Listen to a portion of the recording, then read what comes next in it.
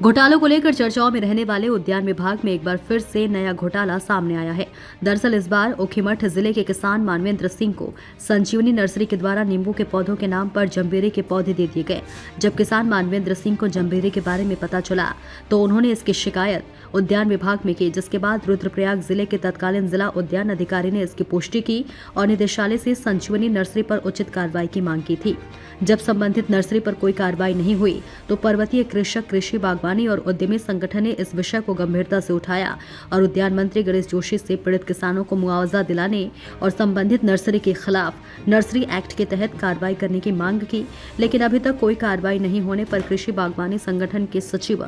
दीपक करगेती ने रानीखेत में एक प्रेस वार्ता की और कहा कि उद्यान मंत्री ने गलत पौधे देने वाली संजीवनी नर्सरी पर मुकदमे के आदेश दिए, लेकिन मिशन निदेशक ने सबसे पहले संजीवनी नर्सरी के पौधे ही आवंटित कर दिए। उन्होंने कहा कि उद्यान मंत्री के आदेशों को मानने के लिए विभाग अपने को बाध्य नहीं समझता है और साथ ही उन्होंने कहा कि मिशन निदेशक महेंद्र पाल उद्यान मंत्री के आदेशों को भी गंभीरता से नहीं लेते और अब उद्यान मंत्री बड़े हैं या मिशन निदेशक, यह समझ से बाहर है।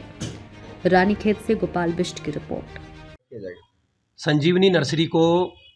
माननीय मंत्री जी द्वारा 14 दिसंबर 2024 को नर्सरी एक्ट के तहत सस्पेंड करने के लिए और इस पर जो है मुकदमा चलाने के लिए आदेशित कर दिया गया था और इसे सारी वसूली करने के लिए कह दिया गया था। उसके बाद मिशन निदेशक महेंद्र पाल ने बागवानी मिशन योजना अंतर्गत 24-25 के लिए सभी जिलों में लगभग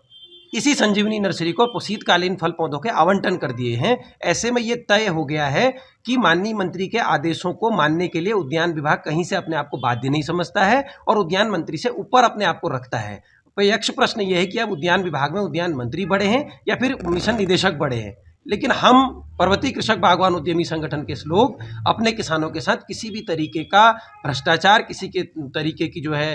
लापरवाही, बेईमानी अब बर्दाश्त नहीं होने देंगे। हमने इसको दोबारा औद्यानिक स्टेट बनाने का संकल्प लिया है और इस संकल्प को हम लोग पूरा करके रहेंगे।